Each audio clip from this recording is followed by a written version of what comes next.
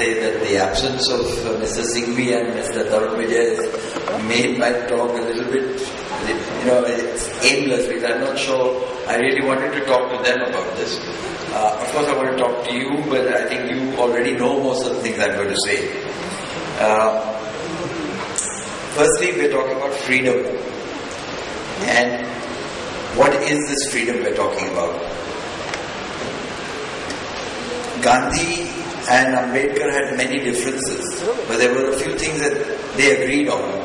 One was non-violence, and the other was that if freedom and democracy did not reach the poorest of the poor in our country, then you could not claim that it existed. I don't think we've reached the stage where the poorest of the poor in our country are either part of our democracy or are in any way free.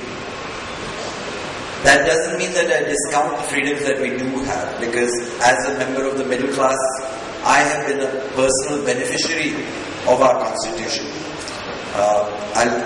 As a filmmaker, I've had to fight the system for the last 30 years. If I've made 13 or 14 films, I've spent almost, I can't count the amount of time I've spent in court fighting for the right to show those films.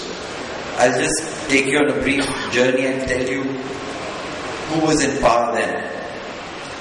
We go back to 1974-75, I made a film on the Jayaprakash Narayan-led movement in Bihar. Congress was in power. The film had to go underground because it could not be shown while the movement was going on, and soon after the emergency was declared. When emergency was declared, we had to smuggle the film out in bits and pieces and show it only abroad to Indians for democracy outside India until the emergency ended. When I came back to India after the emergency ended, because I had to go out to show the film somewhere at least, then I made a film called Prisoners of Conscience on political prisoners. Again, this film, the sense of by this time democracy had resurfaced. We had Indira Gandhi's government had been defeated at the polls, and a new civil liberties movement had come into force with a lot of euphoria. But even here, a film like Prisoners of Conscience was not cleared by the censor board, and it took the intervention of Satyajit Ray to actually get the film passed by the censor board, a letter from him. The next film I made was called Bombay Our City. It cleared the censor board, but then when I tried to, it even won a national award. But when I tried to get it on Doordarshan, they refused. So that took another 4 or 5 years in court to get that film. The court ruled that the film had to be shown. This time again the Congress was in power. Then Memory of Friends on the Punjab, when the Khalistan movement was on. Again the Congress was in power. Again a long fight with Doordarshan, a court case, and finally the film was shown. Ram Ke Naam in 1990, film was finished in 1991 before the demolition of the Babri Mosque. Again it was not shown. I had to win a court case which took many years. It was finally shown in 1996. In this interim period, it was not just the Congress in power. There was also the United Front government. There was also the BJP. BJP wasn't there at the time in Ram Ke Naam, but still the film could not get through. The governments of the day did not think it was correct to show it. Father, Son and Holy War, again, it took 10 years. High Court, Supreme Court, finally we won after 10 years in court. Congress governments, United Front government led by Gujarat, BJP government, all of them refused. War and Peace, the minister just said, Mr. Singhvi said that there is, nuclear debate has been going on in our country. But a film like War and Peace, which we had to fight for 1 year in court to get the right to show the film, censor board fought against the censors board that had refused to allow the film to be shown. Finally, when we won that case, then we had to fight to get it shown on Doordarshan. Again, Congress was in power, they refused. They refused, making Doordarshan, which is controlled by the party in power, refused. Finally, when we won the court case for Father, Son and Holy War, only then the Doordarshan decided to show the film, but they announced that they would show the film at 10 o'clock at night, and they showed it at 10 o'clock in the morning. So they did everything possible to make sure that nobody would see the film. There should have been a proper debate. I requested them hundreds of times. You have to show the film because the court has ordered you. But do one thing. You don't have to take credit for what is in the film. Please invite all the pro-nuclear people, the government people, political parties. In fact, the problem with the nuclear issue is that there is consensus in the ruling class. There is consensus between the BJP and the Congress, and therefore there is no debate. Therefore there is no attempt to inform people what the issues are.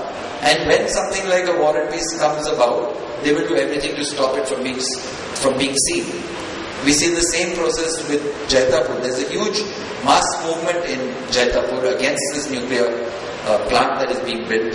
Yet there is very little in the news about it. There is very little debate about it. After all these court cases about my own films, we recently, a few years ago, I'll give you another example of suppression of freedom. There was a book written by James Lane on Shivaji. It fell into the caste politics in Maharashtra and the ruling, because the Maratha lobby dominates politics, and there are every railway station, every airport in the area is named after Shivaji. Bombay has 2 Shivaji airports, one national, one international. So I'm sure the pilots have a tough time figuring out which one is which. But anyway, the government decided to ban this book because somebody floated a rumor that this is insult to Shivaji. We read the book and we found that actually it was a book that was very revealing, because what it was pointing out was that there were not just Shivaji was not fighting a Hindu versus Muslim battle. There were Muslims on his side. There were Hindus on the side of Aurangzeb, and it was all a mixed up scenario. If you look into the depth of this book, it was a very powerful book which should have been read by everybody. But both the Shiv Sena and the Congress government, everybody wanted it banned. They banned it. We fought against the ban. And we said that in our court case that even if a book actually totally disagreed with it, like Nathuram Godse's book on why he killed Gandhi, even though I hate that point of view, I would fight for the right to publish that book. And similarly, we fought for the right to this Shivaji book being published. We had to be so, that's the level of our politics, that we, as petitioners, we had to actually ensure that we had a Maratha and a Brahmin and a Dalit who were co-petitioners, so that they could not use caste against us when they were fighting against us. Because it was not just a legal fight, it was a street fight. They were burning effigies. Finally we won that case.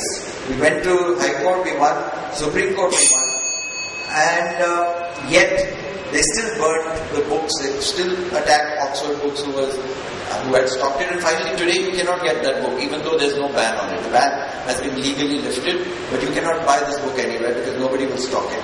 So in other words, the suppression of the voices is not restricted to the state. As you all know, there are outside state agencies that take it upon themselves to suppress voices whenever they feel it necessary. Okay, I'll leave it for now. Okay. Yeah. Thank you, Anand.